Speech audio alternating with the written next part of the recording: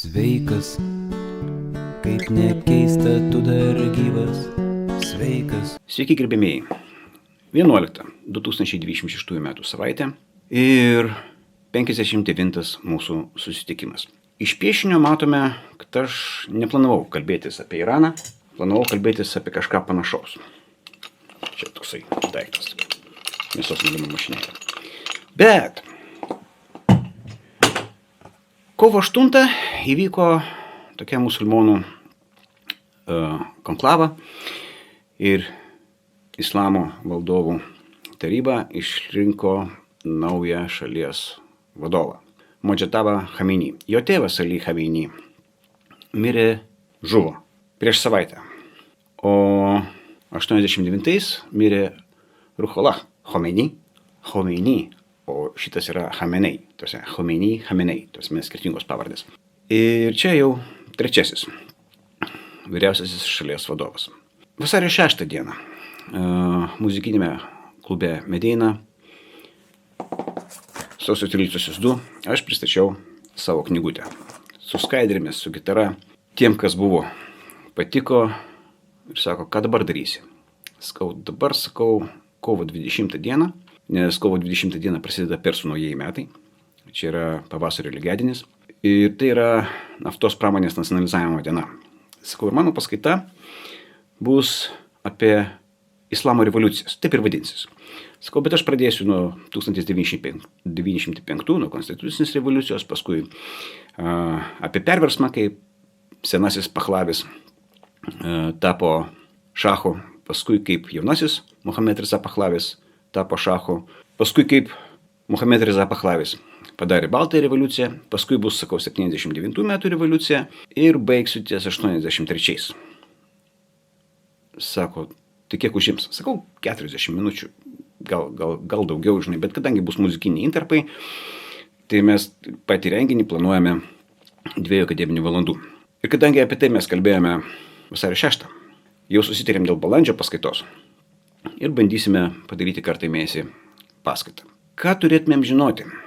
Pavyzdžiui, kodėl baigėsi 83? Dėl to, kad vasario mėnesį 79 metų jau, kaip sakant, ajatula tampa vyriausiųjų šalies valdovu, reikia suprasti, kas jisai toks. Jisai yra ir karalius, ir popiežius viename, tai yra valdovas viskam. O kovo 8 dieną 79 metais moteris išėjo į gatves, nes jisai norėjo sugrąžinti hidžabą. O hidžabai buvo nuimti dar pirmojo šacho Pahlavio. Tai yra ne Mohamedo Reza, nes mes dažnai galvojam, kad tai yra baltosios revoliucijos pasekmė. Ne, jau prieš antrą pasaulinį karą. Tai buvo nebeprivaloma. Tiksliau, atvirkščiai privaloma, kad ne. Prie Mohamedo jisai pasakė, galite rinktis, bet buvo bendra nuomonė, kad tie, kurie dengia plaukus ir veidus, yra prastuomenė. O aukštuomenė jau yra vakarietiška. Taigi 79 revoliucija ir viskas verčiasi. Dabar prastuomenė yra tie, kurie nenešioja hidžabo. O aukštuomenė, musulmanas, islamas, yra teisingesni. Taigi protestai tęsiasi ne vieną dieną. Ir islamo valstybė atsitraukia ir sako, gerai, vaikščiokit kaip norit. Bet gegužės mėnesį 79 metais buvo sukurtas Islamo revoliucijos sargų korpusas, kuris po biškį pradėjo vykdyti dorovės policijos funkcijas ir jau 83 parlamentas patvirtina įstatymą, kur moteris gali būti baudžiamos už hidžabo tvarkos pažeidimą. Ne tik, kad taip, ne, gal tu ir nešioji, bet ne taip, kaip reikia. Tai 83 moterų teisės grįžo į beveik 100 mečių atgal. Biškį mažiau. Taigi, Islamo revoliucijos sargai.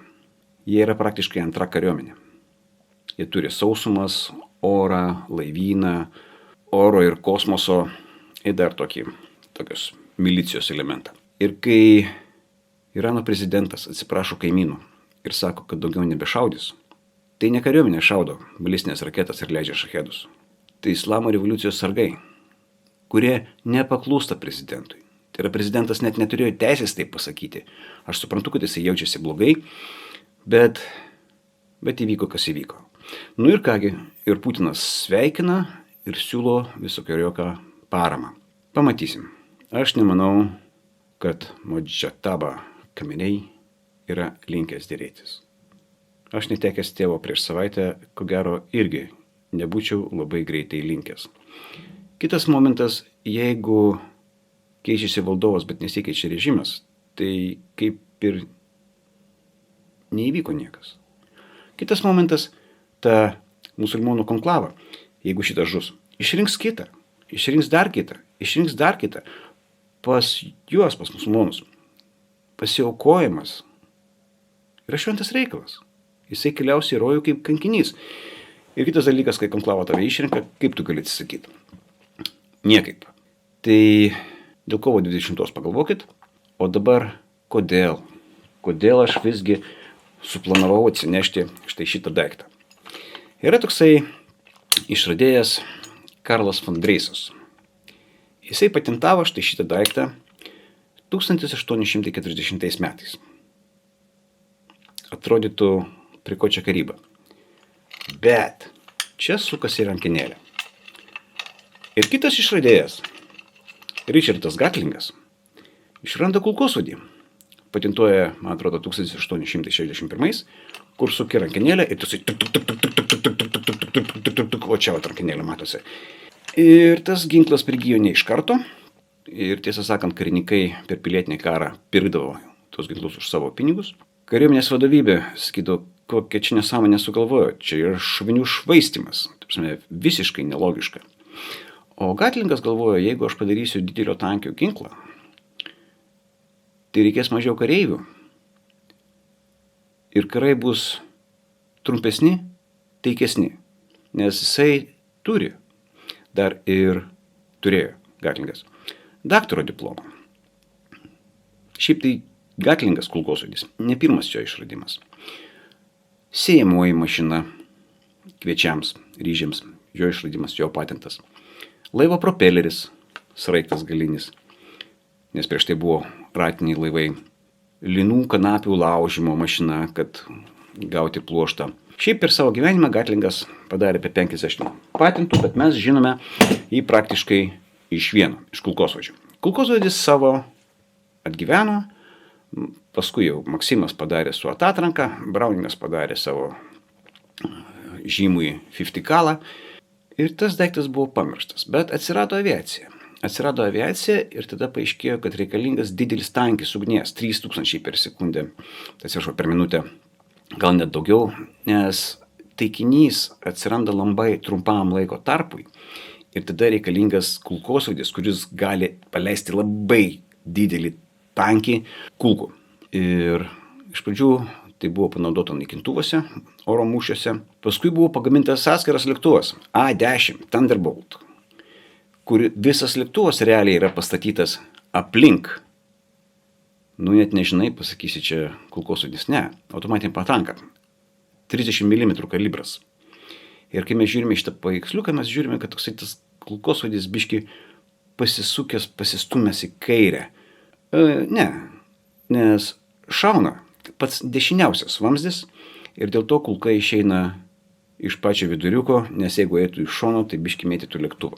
Paskui buvo sukurtas miniganas, kurį mes matome Vietname masiškai. Ten eina kateriai, eina sraigtasparniai.